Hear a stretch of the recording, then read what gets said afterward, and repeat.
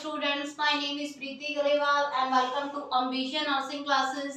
आज हम डिस्कस करेंगे ब्लड ट्रांसफ्यूजन के बारे में। ठीक है, ब्लड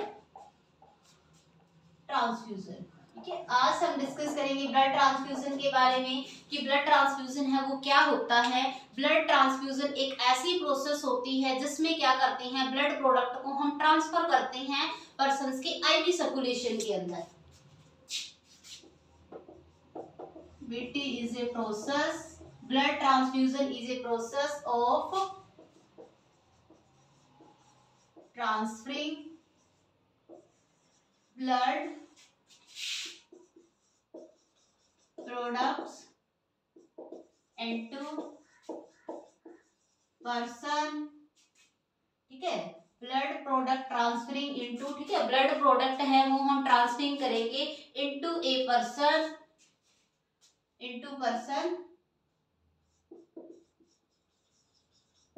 सर्कुलेशन इंट्रावेनसली। ठीक है, आईवी हम, ठीक है, आईवी सर्कुलेशन के अंदर हम ब्लड प्रोडक्ट को जब ट्रांसफर करते हैं तो उसको हम ब्लड ट्रांसफ्यूजन बोलते हैं। ठीक है, उसके बाद मैं आपके साथ डिस्कस करूंगी preservative of blood transfusion. BT preservatives. BT preservatives में मोस्ट कॉमनली हम दो, वैसे तो काफी हैं बट मोस्ट कॉमनली हम दो यूज करते हैं। C से होता है हमारा सिट्रेट और P से होता है हमारा फॉस्फेट। ठीक है, सिट्रेट का यूज कर सकते हैं, फॉस्फेट का यूज कर सकते हैं। उसके बाद मैं आपको बताऊंगी ब्लड क्या होता है, उसको कैसे हम स्टोर कर सकते हैं, कितने टाइम तक हमें उसको स्टोर करना चाहिए, कितने टेम्परेचर पे स्टोर करना चाहिए ब्लड को। ठीक है, और एक यूनिट के अंदर कितना होगा, तो क्या क्या होगा उसके अंदर हमारा blood storage,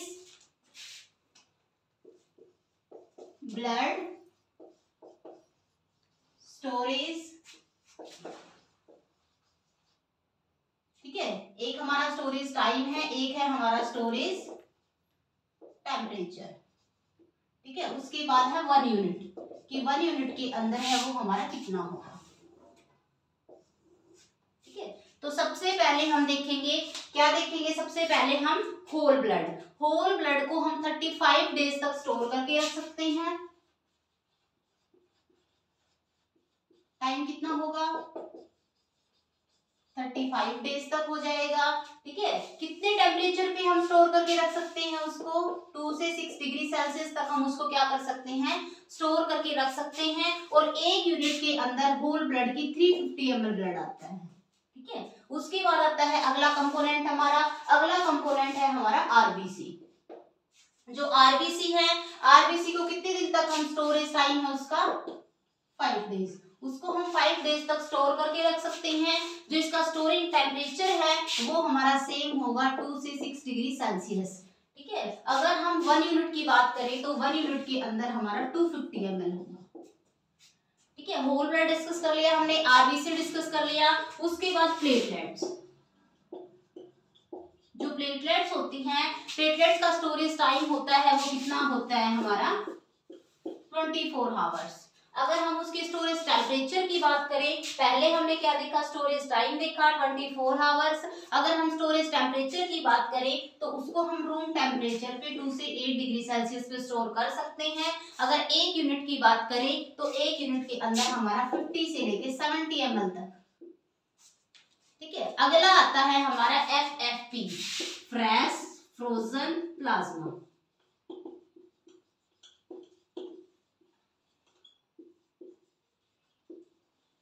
fresh frozen plasma के अंदर जो स्टोरिंग टाइम होता है वो होता है हमारा 14 आवर्स का, 14 घंटे तक हम उसको स्टोर कर सकते हैं। ठीक है, एक हमारा फ्रेश फ्रोजन प्लाज्मा होता है और दूसरा होता है हमारा CPT। ठीक है, CPT का भी कितना होता है, 14 घंटे ही होता है। CPT की फुल फॉर्म क्या होती है, क्रायो प्रेसिपिटेट।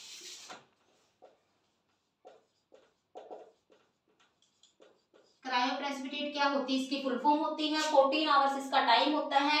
दोनों की हम स्टोरेज की बात करें, ठीक है, तो दोनों को हम कितने 20 से लेके 40 डिग्री टेम्परेचर पर हम इनको क्या कर सकते हैं, स्टोर कर सकते हैं। अगर हम एक यूनिट की बात करें तो इसके अंदर जो हमारा क्रायोप्रेसिपिटेट है उसमें 15 से 30 ml आता है एक यूनिट के अंदर। अगर हम फ्रेश फ्रोजन प्लाज्मा की बात करते हैं तो उसके अंदर हमारा 200 से लेके 250 ml आता है।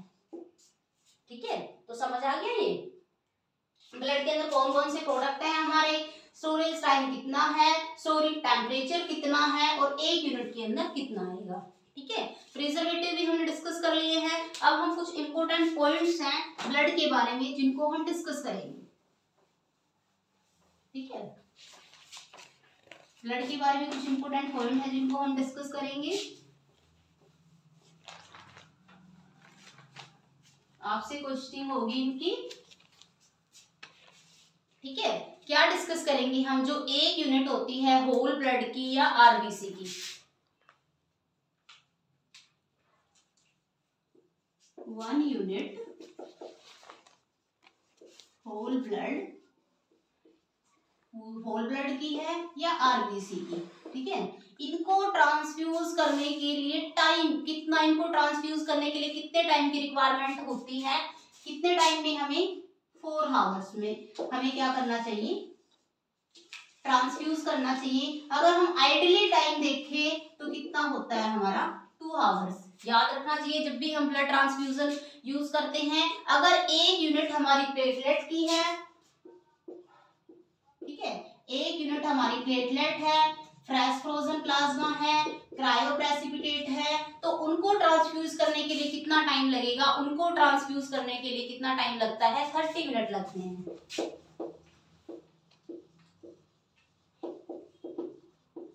इनका जो ट्रांसफ्यूज टाइम होता है वो कितना होता है हमारा, 30 मिनट्स होता है। ठीक है, बिकॉज क्यों, क्योंकि अगर 30 मिनट से ज्यादा होगा, विद 30 मिनट हमें इसको ट्रांसफ्यूज करना चाहिए। क्यों, क्योंकि बिकॉज कोल्ड ब्लड में कोल्ड ब्लड में कॉज कार्डियक डिसरिथमिया, कोल्ड ब्लड है वो क्या कॉज कर देगा, कार्डियक डिसरिथमिया कॉज कर देगा। इसीलिए इनके कुछ स्टैंडर्ड टाइम होते हैं, कितने टाइम में किसको हमें ट्रांसफ्यूज करना चाहिए। ठीक है, तो हमने इन पॉइंट को क्या कर लिया है, डिस्कस कर लिया है। अब हम आगे डिस्कस करते हैं ब्लड के बारे में कुछ। ठीक है, प्रोसीजर भी होता है इसका, ब्लड क्या प्रोसीजर होता है इसका, क्या क्या कॉम्प्लिकेशंस हो सकती हैं, सब डिस्कस करेंगे आज हम 1 बाय 1। आपसे भी क्वेश्चनिंग होगी सबसे। ठीक है, जब भी हम ब्लड ट्रांसफ्यूज करते हैं तो 2 रजिस्टर्ड नर्स होती हैं, उनको बिट्टी को पहले चेक करना चाहिए बिफोर ट्रांसफ्यूज द बिट्टी to registered nurse check the, 2 registered nurse है उनको बिट्टी को चेक करना चाहिए। ठीक है, बिट्टी को चेक करना चाहिए और क्या करना चाहिए, हमें फ्लो रेट भी देखना चाहिए। ये नहीं है हमने बिट्टी लगाया है और इतनी स्पीड से लगा दिया 1 घंटे में सारा पर्सन के अंदर, हमें फ्लो रेट को ध्यान में रखना है। जब भी हम स्टार्ट कर रहे हैं तो 10 ड्रॉप पर मिनट, 1 मिनट में सिर्फ 10 ही ड्रॉप जाने चाहिए। उसके बाद देन हम क्या कर सकते हैं, ठीक है, देन हम क्या कर सकते हैं, 15 to 13 ड्रॉप पर मिनट। ठीक है, पहले तो थोड़ी देर के लिए हमें 10 ड्रॉप, उसके बाद हम 15 से 13 ड्रॉप तक कर सकते हैं। और क्या करना चाहिए हमें, assess the vital sign, assess the, important चीज बता रही हूँ जो प्रैक्टिकल लाइफ में भी यूज होगी, assess the vital sign of patients during first hour of बिट्टी। जब बिट्टी का पहला घंटा है उसमें हर 15 मिनट में हमें पेशेंट्स के वाइटल साइंस चेक करने हैं कि वाइटल साइन के अंदर तो कोई डिफरेंसेस, कोई चेंजेस नहीं आया है। बिट्टी सेट है वो हमें, बिट्टी सेट चेंज 4 to 6 आवर्स, 4 से 6 घंटे में हमें बिट्टी सेट है उसको चेंज कर देना चाहिए। अगर पेशेंट का टेम्परेचर, ठीक है, temperature more than 100 degree Celsius, ठीक है। अगर पेशेंट का temperature more than 100 degree Celsius है तो हमें क्या करना चाहिए, बिट्टी को डिले कर देना चाहिए, तभी हमें बिट्टी नहीं लगाना है अगर किसी पेशेंट को फीवर की कंडीशन है। ठीक है। उसके बाद है blood should be transfuse 20 to 30 minute after issuing from the blood bank. ये लाइन भी इंपॉर्टेंट है। जब ब्लड बैंक से हमने ब्लड लिया है उसके 20 से 30 मिनट के अंदर ही हमने ब्लड को ट्रांसफ्यूज करना है। क्यों? अगर हम ब्लड को ट्रांसफ्यूज नहीं करेंगे तो ब्लड के अंदर क्या हो जाएगी, क्लॉट बनने स्टार्ट हो जाएंगे। ठीक है। तो मैंने क्या बताया है, after issuing blood from blood centre, after issuing blood from blood centre 20 to 30 minute transfuse. ठीक है। 20 to 30 मिनट के अंदर हमें पेशेंट के अंदर क्या करना है, ट्रांसफ्यूज करना है। तो इन इंपोर्टेंट लाइन को आप याद रखना कि आपको ब्लड ट्रांसफ्यूज करते टाइम किन किन बातों का ध्यान रखना है। उसके बाद आपको क्या पता होना चाहिए as a nurse, as a nurse आपको कॉम्प्लिकेशंस पता होनी चाहिए। ठीक है। कॉम्प्लिकेशन पता होगी तो हम उनको मैनेज कर सकते हैं, हमें पता चल जाएगा कि ये कॉम्प्लिकेशन है, ये कैसे आई है, हमें ब्लड की वजह से आई है। आयरन ओवरलोड, सबसे पहली जो कॉम्प्लिकेशन है हमारी वो है आयरन ओवरलोड। अगर हम पर्सन को ब्लड ट्रांसफ्यूज करते जा रहे हैं, तब ब्लड ट्रांसफ्यूज कर दिया है पर्सन के अंदर, या क्या बोल सकते हैं हम, मल्टीपल ट्रांसफ्यूजन। ठीक है। हमने पर्सन के अंदर मल्टीपल ट्रांसफ्यूजन किए हैं। ठीक है। मल्टीपल ट्रांसफ्यूजन है वो क्या कॉज करेगा, आयरन ओवरलोड कॉज करेगा। अगर पर्सन को आयरन ओवरलोड होगा तो उसकी वजह से पर्सन को नोजिया हो सकता है, पर्सन को डायरिया हो सकता है। ठीक है।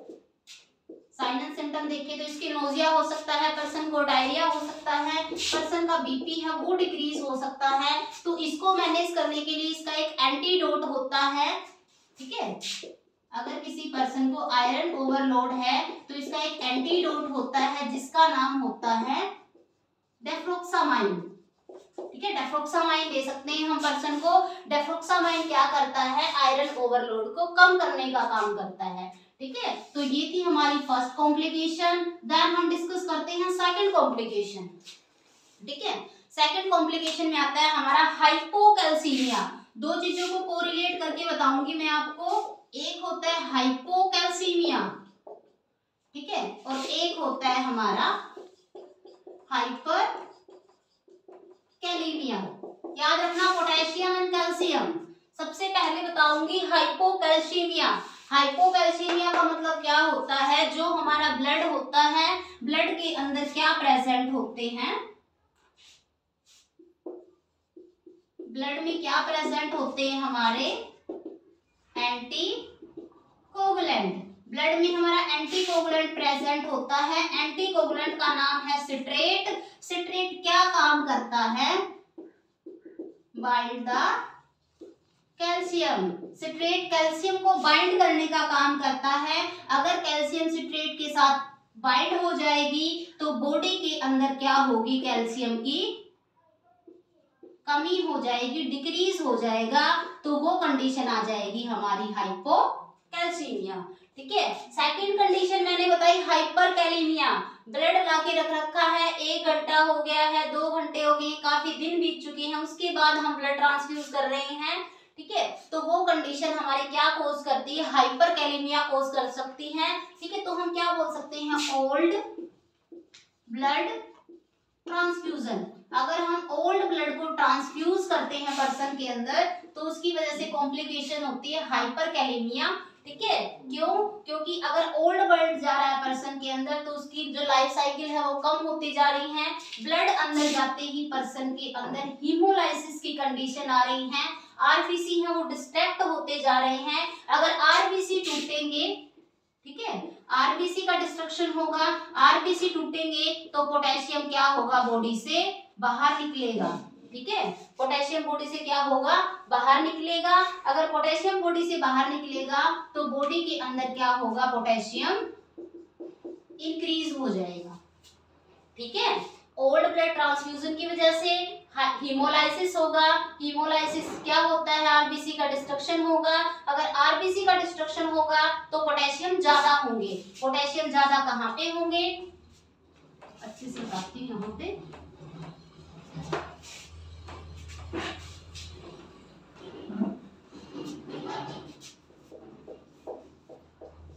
हाइपरकैलेमिया, ठीक है।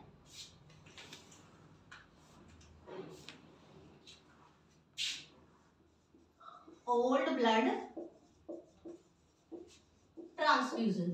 ओल्ड ब्लड ट्रांसफ्यूजन क्या करेगा? आरबीसी का ब्रेकडाउन या हीमोलाइसिस। आरबीसी का ब्रेकडाउन होगा, हीमोलाइसिस होंगे। जो एक्स्ट्रा सेलुलर स्पेस है, ठीक है, जो एक्स्ट्रा सेलुलर स्पेस है वहां पे क्या हो जाएगा? पोटेशियम है वो इंक्रीज हो जाएगा, ठीक है। और जो इंट्रा सेलुलर स्पेस है, इंट्रासेलुलर स्पेस है वहां पे क्या हो जाएगा? पोटेशियम डिक्रीज हो जाएगा। इसका मतलब होता है इंक्रीज, ठीक है। तो पोटेशियम एक्स्ट्रा सेलुलर में बढ़ गया है, इंट्रासेलुलर स्पेस में कम हो गया है, तो ये कंडीशन क्या कॉज करेगी? हमारी हाइपरकैलेमिया, ठीक है। तो ये कंडीशन होगी तो इसको ट्रीट भी तो करना पड़ेगा। तो इसको ट्रीट करने के लिए हम क्या देते हैं? अगर हम इसकी ट्रीटमेंट की बात करें, ठीक है, अगर हम इसकी ट्रीटमेंट की बात करें तो इसके ट्रीटमेंट में क्या देंगे पर्सन को? हम 8 यूनिट इंसुलिन है उसको हम मिक्स करेंगे 0.9%, ठीक है, डेक्सट्रोज के अंदर, ठीक है, 0.9। पर ट्रीटमेंट में क्या करेंगे हम? जो 8 यूनिट इंसुलिन होती है उसको क्या करेंगे? 25%, सॉरी, 8 यूनिट इंसुलिन है उसको क्या करेंगे? 25% डेक्सट्रोज के अंदर मिक्स कर देंगे और पर्सन को देंगे, ठीक है। तो ये क्या होगा? इसका ट्रीटमेंट होगा। तो बहुत बार पूछा जाता है हाइपरकैलेमिया के ट्रीटमेंट के लिए क्या करेंगे? 25% डेक्सट्रोज के अंदर 8 यूनिट इंसुलिन डालेंगे और पर्सन का हाइपरकैलेमिया है वो ट्रीट हो जाएगा। हार्ट के पेशेंट्स में भी हम ये ट्रीटमेंट दे सकते हैं जिन पेशेंट्स को हाइपरकैलेमिया की कंडीशन होती है, ठीक है। और अगला कॉम्प्लिकेशन हमारी क्या हो सकती है? जो अगली कॉम्प्लिकेशन है हमारी वो हो सकती है सेप्टिसीमिया। बताइए क्या होता है सेप्टिसीमिया का मतलब, ठीक है, बताओ क्या होता है? सेप्टिसीमिया का मतलब क्या होता है? सबको पता है, ब्लड से रिलेटेड जो इन्फेक्शंस होते हैं, सेप्टिसीमिया, ठीक है। सेप्टिसीमिया क्या होगा? ब्लड इन्फेक्शंस होते हैं। जो भी हमारे ब्लड इन्फेक्शंस हैं उनको क्या बोलते हैं? हम सेप्टिसीमिया बोलते हैं। उसके बाद क्या हो सकता है? हमारा ट्रांसफ्यूजन रिएक्शन हो सकती है। ट्रांसफ्यूज किया है उससे रिलेटेड क्या हो सकती है? रिएक्शन हो सकती है। जो ट्रांसफ्यूजन रिएक्शन है वो हमारी कैसी हो सकती है? पर्सन को इमीडिएट भी आ सकती है और डिलेड भी आ सकती हैं। लगाते ही रिएक्शन हो गया पर्सन को, ठीक है, या थोड़ी देर बाद रिएक्शन हुआ है, या क्या हो सकता है पर्सन को? सर्कुलेटरी ओवरलोड, ठीक है।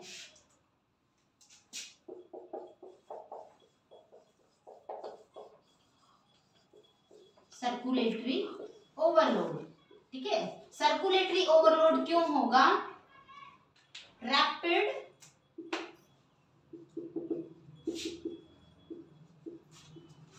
रैपिड ट्रांसफ्यूजन ऑफ बीटी को रैपिड ट्रांसफ्यूजन करने से क्या हो सकता है? सर्कुलेटरी ओवरलोड हो सकता है। तो इसमें हम क्या कर सकते हैं? ट्रीटमेंट के अंदर स्लो फ्लो रेट, जिस फ्लो रेट से बीटी जा रहा है उसको हम स्लो कर देंगे, उसको हम कम कर देंगे। और ठीक है, elevate the head end of the bed, elevate the head end of the bed, bed का जो हेड एंड है उसको क्या कर देंगे? एलिवेट कर देंगे। तो आज हमने डिस्कस किया ब्लड ट्रांसफ्यूजन होता क्या है, कौन कौन से उसके प्रिजर्वेटिव्स होते हैं, कुछ इंपॉर्टेंट पॉइंट्स के बारे में डिस्कस किया है मैंने कि किन किन पॉइंट्स को हमें ध्यान में रखना चाहिए जब हम बीटी कर रहे हैं, ब्लड ट्रांसफ्यूज कर रहे हैं, और मैंने कॉम्प्लिकेशन के बारे में डिस्कस किया है। ठीक है, तो आपको इतना ही करना है। प्रोसीजर है वो प्रैक्टिकल्स का है। ठीक है, प्रोसीजर में भी यही आएगा जो मैं बता रही हूँ आपको। तो हमारे कॉम्पिटिशन्स की वे से भी, थ्योरेटिकल वे से भी जो मैंने करवाया है वो इम्पोर्टेंट है। अगर आपको कोई भी डाउट है तो डाउट सेक्शन के अंदर आप कमेंट कर सकते हो। Please like, share and subscribe this channel and thank you so much students.